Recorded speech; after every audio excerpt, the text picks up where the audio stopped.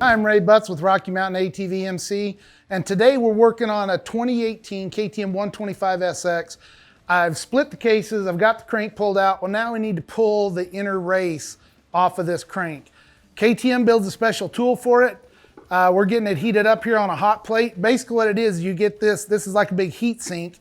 You get it mega hot, slide it onto the race, pinch it, and it heats up that race. It'll pop off the crank. So wish me luck.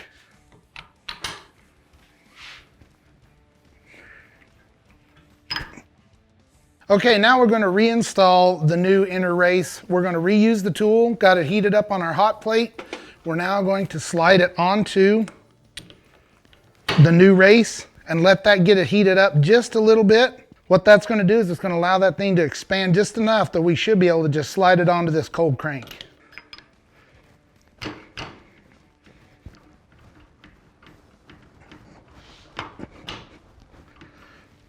There we go. Just like new.